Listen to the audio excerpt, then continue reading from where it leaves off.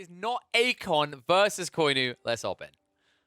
All right, so this one should be exciting. As I was saying, Koinu is just about ready to crack that top 100. In fact, sorry, 109th right now with a 60% win rate. So on the rise. Not Akon, on the other hand. Not Akon is currently 236, but I think he's played a lot less games. But he is on the rise. And it has to be said that, like, Psyark, okay, Koinu, I'm just going to keep, like, just to send it for the StarCraft people who, like, know him as Psyark. He has a lot of experience in StarCraft. In fact, I think it was about $26,000 in earnings, at least, he done. So he made a reasonable living in the StarCraft world. He definitely earned a reasonable keep there. And now he comes across the Age of Empires looking to dominate in a whole new RTS scene. I'm kind of excited to see what he can do. I've kind of highlighted in the past, like, I think Age of Empires specifically, as an esport, is very heavily dominated by Europe. It has to be said, right?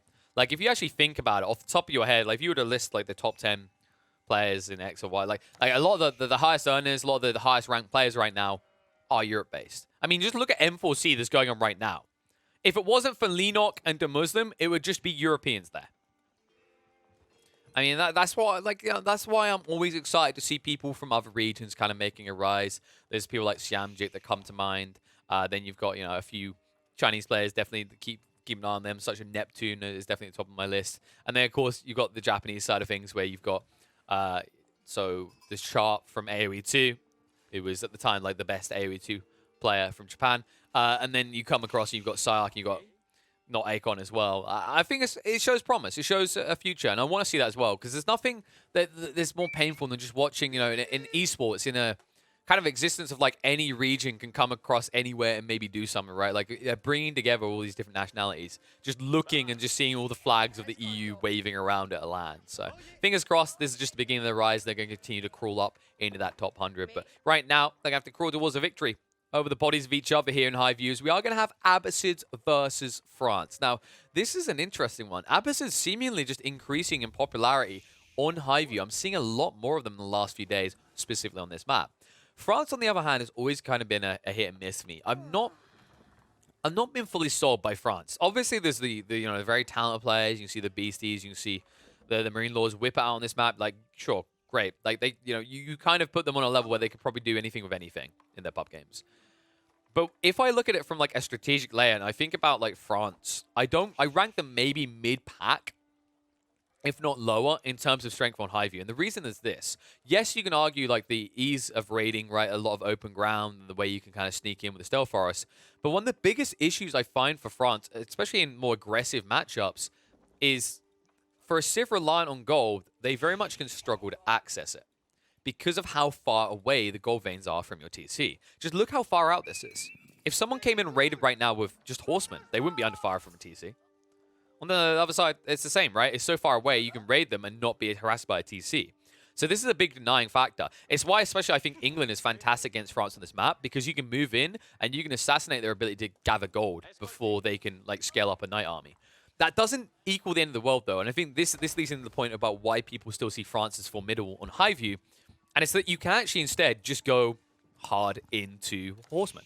Horsemen are ridiculously dominant right now. They are a de facto go-to unit for, I'd say, about 80% of compositions. They scale from the feudal age into imperial age. Like, Castle Age is a bit of a question mark, but the other two ends of the scale, like, they have a lot of power in both of them. And it has to be said, like, just replacing that one lost ranged armor has changed everything about this unit. And it's great bang for buck as well, right? If usually you're going to pay double the price for a knight compared to, like, getting 2 for the price of 1 with the horseman, and your role is to chase down archers, your role is to chase something that's quick, this is where horsemen just seem to be vastly superior. And that's a way that you can play. But I don't think he's going to be forced to play that way. I think, actually, in this type of game, Koinu will still have the option to either be hard in on the knights or go for horsemen before compositioning it with probably archers. And yeah, there it is, archery range. It's just standardized for the French. A lot of other civs have started to diversify into, like, horsemen, spearmen. I think is one of the big mainstays I've been noticing more and more. But the French players really seem to be kind of locked in their way of knight and archer. And I do think it's a little bit to their detriment. You have to argue the realm of predictability, right, to your strategies. If your opponent already knows what you're going to do and he already kind of, like, knee-jerk reacts to it, already preps for it, then he's going to be ahead of you. But it looks like in this case, Akon is not going to take the obvious choice here. He will not go for horseman, instead choosing to go for the archery range himself as well. A little bit of a surprise here. I do really like Horseman Spears a lot. The Abysses utilize it incredibly well. Like, you want to use your Spearman either way, right, because the Phalanx. But the reason I like Spearman plus Horseman is in the anarchy of the cluster truck that is like a melee fest. As everything gap closes in, it's a little bit harder for you to min-max and micro like your archers onto specifically spearmen compared to like when you have archer spearmen versus like archer knights. Well, the knights still have the mobility to dodge out the spears, and they have to reveal themselves to the spears have to reveal themselves to knights, so you can easily snipe them, and they're far away from the other part of the composition. So you're always easily going to be clicking and attacking onto the unit that takes bonus damage from your archers. Compare that to if it was spears and horsemen per se, and everything's running at you. Well, the horsemen can easily just like gap close on the archers, ignoring the knights moving past. But that initial slugfest when they move in, they're kind of gap closing together, right? They're kind of weaved into each other because although the horsemen are faster than the spearmen, when they get in charge range, they get additional movement speed. And when they're clustered together, even for the best of players, it can be frustrating and more taxing to have to like micro to attack the spearmen instead. Butchering going on though. Nice move in by Koinu. Snipes one villager already. Will force the Gary back. So not Akon, kind of frustrated right there. Wants to gather more value out of these berry bushes before being denied away from them entirely. But this is the risk you run when you're up against France. With the Knights, this is one of the things they love to do. They like to just ride into your eco. And they know where to find you as well, right? Like when you're up against Abysses or Delhi, just look for the berry bushes. It's not hard to predict where they're going to be. And I love that Koinu is keeping this vision up. Really important detail here. Not enough players prioritize this, but you need to keep an eyeball on what your opponent's doing in their base to know what's coming next. Because if you look, Koinu moves this in just a little bit, what he'll be able to spot is actually, oh, look, my opponent is going into stables. But he's just missing this for the moment. The blacksmith should kind of tip off that there's going to be a long-term investment by the Abysses player into the feudal here, but he doesn't know about the horseman yet. And should you hold these back away from vision, this could be an edge that Noakon could leverage over Koinu. I also love that Koinu went really early onto the deer carcasses. It's something you can exploit a lot. Remember, France, they were kind of the leading warmonger in this. When I say warmonger, it's more like an eco-war, if anything. They were the leaders in this innovation of like economy style, should we call it, right? Where you play off into pocket ecos. Pocket ecos, for those that don't know, is a term I use to describe something that isn't linked towards your directly linked to your primary base. So you know, when you run off towards a boar on its own, or you run and you set up a wood line here, right, away from your base. These are pocket economies. France has always been phenomenal at utilizing these because ever since the early points in the game, they've been the ultra-aggressive civ that has a lot of tempo control. Compared to English longbowmen, right, they have the French knights that can raid, move dynamically across the map. It allows them to react defensively to your raid attempts on their pocket ecos, but also dictate flow around the midfield in a way that other civs wouldn't go for pocket ecos. Times have changed, though. And I have to say, Abysses are definitely one of the civs that have gotten a lot more risky with this element and moving out to those pocket ecos. I don't expect it in this game, however, just because he's going to be under fire from the French player. He's only playing 1 TC, so throwing any of your villagers out into risky areas is dangerous unless you can posture a force past the midpoint of the map. And that's exactly why I invest like this. The horsemen and the spears. This is the composition I want to see, and I'm happy that it is coming out. Meantime, scouts not giving away too much on either side. The horsemen will ride out and see a very limited front line for Koinu, but Koinu, very smart cookie here. He does drop the racks. He is getting his own spearmen out. So right now, just actually diversifying ahead of Noakon. This is problematic. Spear's now coming out. Noakon needs to be careful, getting pinched in here. The spear's going to do a lot of damage. Rides with his own, trying to counteract the attack, but Koinu standing his ground with the archer count in his favor. Horseman taking heavy damage, target onto the spears, and after that's done, the knights can ride back in, and this trade is not looking good for Akon. It really is just the camel archer left. Not for long, though. With this many archers and knight chasing, they can easily finish it off.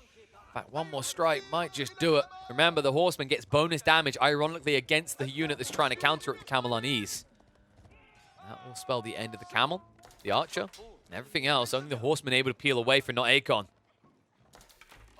This was the kind of fragile state, right? Like, if he had just been straight into spears and stable, pushing out horsemen, I think actually not Akon is stronger. But because he went across for the archer range first, this delayed him getting the infrastructure down. And that meant that Koinu wasn't punished for doing the triangle, right? Going for the School of Cavalry into the archer range and then racks. Instead, he's able to scale his military equally, and then he comes out stronger because he was ahead on the transition to begin with.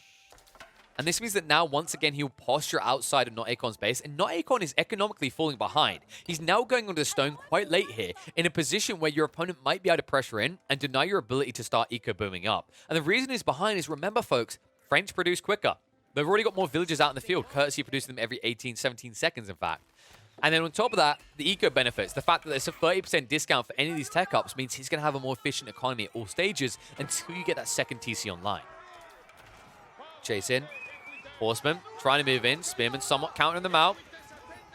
Spears on spears right now. The archers need to be careful. They are going to be somewhat exposed, but the cleanup coming through. The archers doing so much damage to the spear count that Not Akon had.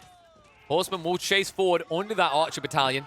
But Koinu once again looking healthy. However, his front line has been cleaned up, and now the Horseman will move out. Spears trying to deny them. More coming out soon. The archers, as they start a step back, still getting reasonable trades here, but slowly but surely being killed off. As you can see how many of them are heavily injured. It should be an easy finish quite quickly once you lose this initial few healthy ones. But it is enough time. It is enough ground. On the low, Koinu will be pushed back. Once again, these trades, they're good for him. You can see on the military count right now, killing 28. Not losing anywhere near as many. And these are more pricey trades. Remember, every single one of those horsemen going down, my god, do they hurt compared to an archer. As you can see, 120 if you compare that to the 80 resource cost of the archer. Once again, Not Akon will be buffered back. Koinu not giving up the critical ground, remember. He's got this pocket eco here, so if he ever has to retreat past this point, it's going to cripple him. He needs to keep the food income coming, and that's why he shifts across with another pocket eco onto an additional deer line. Akon. Well, right now, Not Akon, he's not looking for vision, right? He's playing very kind of naked. Going into the second TC now at the 12-minute mark, he wants to scale up, but it means that he is forfeiting mid-control, and this might allow Koinu to now double down on the aggression with a forward Rax. And Koinu, has he got the blacksmiths yet? That's the really important detail. Yeah, siege engineering's there as well. So I think I know what comes next for France. He's going to look to actually put some lasting impact into Not Akon's base, and it could be a fragile state, which is why Not Akon's going to wall himself in. Because you just put this TC up, the worst thing that could happen is you instantly losing it now. This palisade walling will buy him a lot of time. And it gives him a lot of time to react and actually essentially outflank Koinu's battalion here.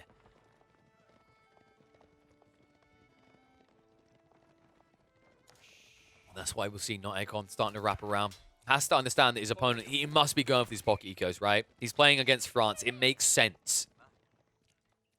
And it's the only way that he could have been playing, right? Think about it this way. When you play this type of matchup, when you've been up against France enough times, you can kind of tell when they're pocket ecoing because they shouldn't have this many troops. If they were not pocket ecoing, if they were condensed, they've either played pro scouts, which delays their military timing earlier, so you wouldn't send military units at the beginning like you did, or at this stage, they shouldn't have this many units because instead they should have to be paying out for farmlands, which cost 75 wood each, a heavy investment at this stage. But instead, you haven't seen any of that. Like, you've just seen non-stop slugs of military. So you have to assume your opponent is playing with these greedy pocket ecos, and look how close he is to spawn. He sees it, in fact. He hasn't moved for it just yet. Archers, in the meantime, are going to push Not Akon away as he failed to put a gate in here. Not that he want to move out just yet. But he does need to start punishing this. This should not be allowed. They're just sitting here. Not Akon is too busy looking at his own base. He's not looking at what he could be doing to his opponents. And in the meantime, Koinu, look at what he's doing. He's posturing on all sides. He understands that at this rate, all he has to do is kind of just starve Not Akon out of this game. And it has to be said, Not Akon has finite resources at this rate. The way he's boxed himself in, he has locked out with his berry bush spawns. So that's a big boon to his economy. But he will have to come out soon. Not Akon in the meantime. Well, he might have to come out sooner than intended as Koinu is looking to go in. First ram up. Moves in. To the backside. This is spotted. This expansion on the deers is known about. The scout does see it. In the meantime, Koinu is going to be punished with the night dive again as he'll be picked off. But he is now in with a ram. No eco here, though. Remember, Not Akon shifted it all to the back of his base, so it is protected. In the meantime, there was a cleanup. They finally made their move here. Assassinated a few of the villagers, burnt down the mill, denied him on the deer patch. And now they are coming round the back. This is where Koinu needs to be careful. He does have a lot of spearmen here to protect himself. Needs more rams, realistically, though. Because this feels way too slow. I don't feel like he's getting enough value right now. He's buying enough time. Like, Not Akon is getting enough time out of this. Even if you slow him down with the Golden Age factor, which is impossible at this stage, there's just too many buildings up, it's not going to be good enough. I think Akon's going to be able to hold him here. I say that. Bad trade as he shifts through. I don't think that was the move from Not Akon. Losing several of his cavalry units pointlessly for nothing just to regroup in his base. And you have to question why. That must have been a mix. I don't think he intended to do that. There's no way. I think he just wasn't paying attention to where they were running. Now into the House of Wisdom. Luckily for not Akon, this is a ridiculously tanky structure, as you can see, with 7,000 HP, so it won't go down too quickly. But more Rams being built soon to address that problem. This is where Koinu, he's kind of all into this. So he needs to find some everlasting impact. He does still have scalability later on, but for the moment with an army this big, if he doesn't find some sort of hit on a TC or on the House of Wisdom to slow down not Akon, he's just naturally going to fall behind. Hence why he's doubling down for the moment. In the meantime, Knights raiding on the side with a small battalion of infantry. Going to spot out a bunch of villages, and he knew about this. Remember, the scout gave this info a long time ago, so that shifts him off the deer line. Not Akon. Well, looking a little bit fragile right now. He needs plenty of surplus food just to push out a big enough army, and anywhere, everywhere that he gets delayed is going to delay his timing on repelling Koinu. And that means Koinu, in the meantime, will get more value out of this base, harassing heavily into it. However, this is problematic. The Ram, a bit out of position. Horsemen try to punish it. Wrap around with the Horsemen right now. They're coming from both sides. Koinu's pinched. Not Akon with the patience. Kept the troops in the tree line to the north. That's going to pay dividends. Everything is going to be cleaned up here. The whole vanguard from Koinu is going to be a fail. And his eco does not look healthy for it. He did not scale that natural lead that would lead into a cruise into Castle Age. Instead, now not Akon, looking like he's got Koinu by the balls. And after that fight, the Archer Battalion holds reasonably well. They will eventually be cleaned up. The important details, not Akon has surplus resources. Koinu doesn't, as he doubled down on this military investment. But he will be pushed out. Has to regroup. In the meantime, continues on to more pocket ecos, just trying to gather additional. In the back of the base, though, the raids are coming through, and this is the effective solution right now. Not Akon, he's not gathering gold, and this is denying him his tech up. Look at the food. He's floating so much surplus food. In fact, that food isn't going to last long at this rate. The Knights are in again. And Not Akon has not noticed. Not Akon still trailing by a notable 8 villages to the French player here. And Koinu, this is how he needed to do this. This is the better way. This is the way you utilize France. Don't look to just take the biggest fight in the center. Abbases have some eco benefits they can utilize in that situation. Should you raid on multiple fronts, however, even with these horsemen, Not Akon is going to struggle to respond with enough force to multiple assaults. And that's what we started to see here. Mining camp should burn down, which would frustrate Not Akon. Oh, he's just going to... Okay, wow. I mean, you could just repair the one that's injured. That's an option too. So he will do that instead. Save himself 50 wood. And Koinu didn't commit to burning it down, so he misses out on that small advantage. Instead, Not Akon can get straight back to mining the gold because he has been flowing a lot of surplus food. He needs to unlock that castle. Koinu himself is not ready. He's doubling down the military force. He needs to actually get in and he needs to do some serious damage. But my concern is this time it might be too late.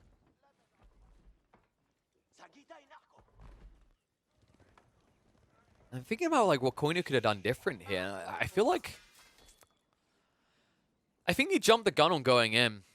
Like, the issue with going for Abbasses and trying to siege in, it's different to other civs. It's not like you can just rely on 2 to 3 rams to break them.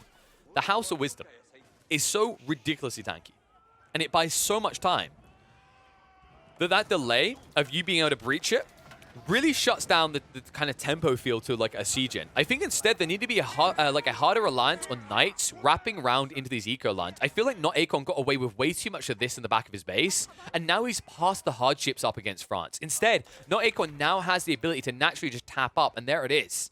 He's on his way up. Culture Wing being researched. And a sizable military force to defend him in the meantime. Koinu is doubling him up, but breaching this base is a whole other beast to slay. In the meantime, prepping a lot of spearmen here. Koinu, the window is very quickly closing here. He's invested so much in rams now. With 2 more rams, that's 1,200 wood now put into rams. Essentially sacrificing his ability to tech up. Understandably, he doesn't want to turn this into an agreed race up against the Abbasids. But look at his backup plan. Koinu realizes he might need to fall back to a secondary TC. However, at this stage in the game, with your opponent now teching up in the castle, if you have to fall back to a second TC and that's your primary leverage play, I think you might just get swarmed.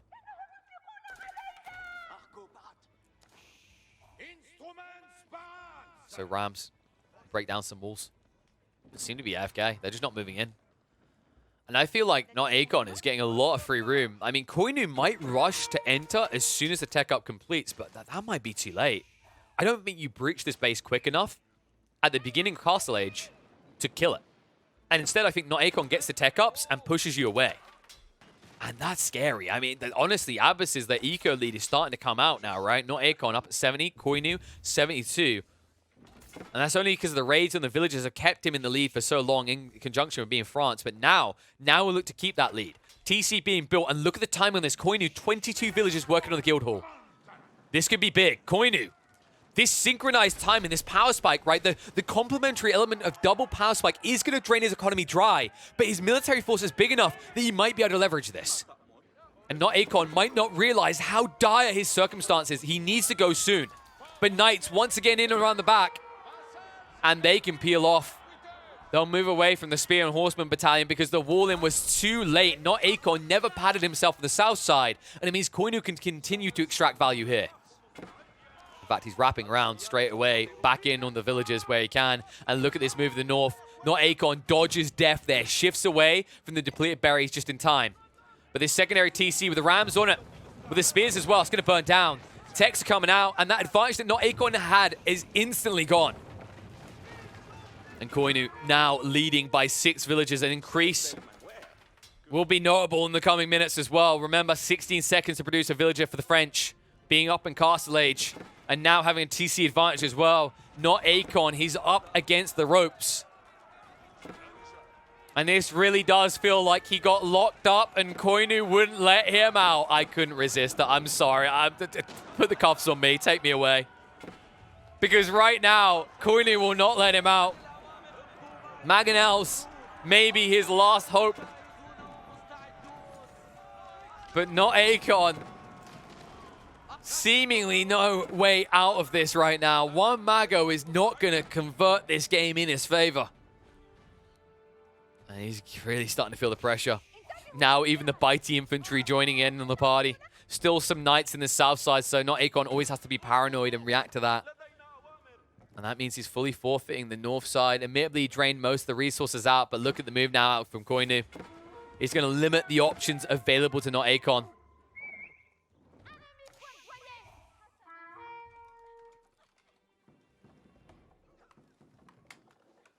Now, what really is your move? Because it has to be said, you are definitely behind at this stage. Military count about even, but I'd say more premium units here right now. This archer count is lethal. The Mangonels can be the saving grace, but not Akon has to hit a golden shot.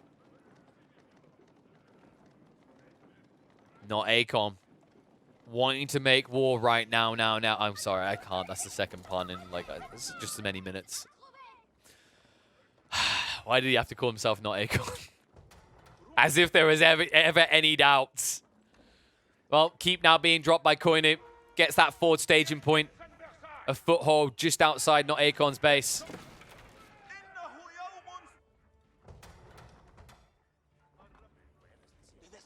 Koinu. Is there a transition? Yes, there is. The man-at-arms are now coming out. The siege workshop's being prepped. The district is building up quick here. And I can't help but feel not Akon's time is running out. He needs to make a move, a decisive move soon. With that keep there, it's hard for him to assault directly. He's going to try to wrap round to the west side, where Koinu is not going to be ready for this. He's out of position. But the paranoia sets in. Not Akon realizes if he goes that far forward and it backfires, half of his army is going to be turned and burnt, as they won't be able to run away quick enough. So instead, he takes the defensive choice. He doesn't take the gamble. I think this might be a mistake. But look what he's got to deal with in the south. The spears go in the meantime. And they found the villagers. Koinu will deny the gathering on the deer. And this hurts. This stings. Not Akon in a little bit of a pickle now. How do you stretch your forces? How do you balance them on both sides of your base? Because now you have to worry about being assaulted everywhere. Instead, he goes on the assault. That's not Akon. Wrapping wide on the west side. But I don't know if you actually siege this quick enough. I don't know if you can do a trade well enough here. A new TC going up just in time for Koinu to arrive in his base as well. Villagers being killed off. Army not responding, not Akon. Still looking for value down here. He's going for the Rams. He's all in. But can he find the infrastructure quick enough? The landmarks hidden at the back here. It might take him a while to get in. Remember, folks, Rams do not move quick. Meanwhile, this frontal base, the Arbalatriers are now coming out for Koinu. Koinu prepping to go all in here. In the meantime, the spears will burn through the houses. Remember, he could actually disable the Golden Ages like this. Yeah, I think, like, honestly, if he burns through enough of this infrastructure, he goes down to Golden Age 1. That's a heavy hit. But not Akon. Looking for a heavier hit right now. His villagers might sing lonely, but they will not get any assistance. Only a small home army here to defend against the onslaught the French are about to send their way. Siege weapons building up. Trebs now coming out. Trebs that will be a little bit slower than Rams, but Rams definitely a very powerful but all-in move out of not Akon. This has to work or he's probably going to GG out. In the meantime, this should be obvious to Koinu. Something has to be wrong here. Like, how has he not been attacked on the south here? And now we'll understand why. Not Akon reveals on the secondary TCs, wasting time on this though. Remember, you only have to take out 2 landmarks to beat the Abbasids. The House of Wisdom and the Town Center. And that House of Wisdom was never repaired. It's only on 4,000 HP. Straight in. Archers moving on the spears. Spears moving in onto the primary TC, burning it down. Needs to get Rams out. Really needs to get more siege on the front right now. The Rams, in the meantime, in his own base, have already addressed the secondary TC, not Akon, moving forward. But he's on the military district. He's not going for the main buildings. And that might be a problem. Archers, he's built too many of them. This is the issue for Koinu. It's why he's not instantly going for the buildings. It's because he has barely any melee units to do so. But he has to with the villagers as well. He's in. TC being attacked. Not Akon, walking back with a relic right now. But he'll be sniped out there by the Sprinalds. And he really needs to make this fast. In the meantime, Mago's moving in. Battering Ram still healthy. Not Akon making his way towards the primary district of the French base where he'll find the TC. Meanwhile, back in Not Akon's base, that TC down to 3.2k HP. Villagers trying to repair it, being targeted out by the Archers, Arbalatriers. And it's only a matter of time, and I don't think Not Akon can do this quick enough. Despite his attempt to move in towards the primary base, the fact remains these Rams, these Mangonels, they're all too slow. And although the burn down might not be the quickest in the world, Not Akon seems like he's done the damage. The TC's on fire. And the House of Wisdom that was never repaired, heavily damaged, will not take long to burn down afterwards. And I don't think he's done it. I think Not Akon, his villagers look a little bit too lonely. And he'll have no base to call his own anymore. And there's just too much to burn down. School of Cavalry down to half HP. TC is still healthy. In the meantime, his town center gone. Turns onto the House of Wisdom. And although he will not call GG, I think Not Akon is getting that itching feeling that this one is done. And it won't be going his way. Because the Guildhall is a difference at the back. Koinu will not be assassinated on the landmarks. Instead, he shows Not Akon who the boss is.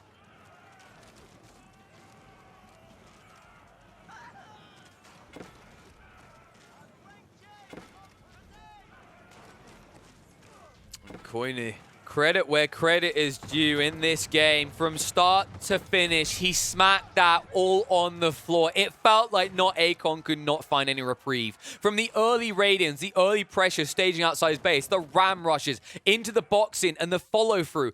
Time and time again, Koinu understanding where he can exploit value and how he can end a game. He moves in for the decisive strike where other players might have ran all the way back to defend their base, understanding that one of the biggest weaknesses of the Abyss in that situation, especially if you never repair your House of Wisdom, is how limited your landmarks are, meaning how quickly you can be eliminated. Because remember, folks, the Abysses only have 2 landmarks, even in Imperial Age. Yes, the House of Wisdom gains more health with each age, but the reality is, if it was already damaged when you aged up, it keeps a heavy amount of damage there. It doesn't say, oh, you know, like, I was 4,000 or 5,000 HP, and like, you know, oh, okay, so, you know, when we add in the extra 7,000 HP, I get 7,000. No, it's based on a percentage of damage done. And because it was already heavily damaged, you notice instead of it being a very healthy, hard to breach 10k plus health, which if it had been, in my opinion, I think Not Akon could have won this. Instead, it's a 4k HP building that's going to crumble in the blink of an eye. And I think that's the critical mistake. If Not Akon wants to make this all in play, he needs to repair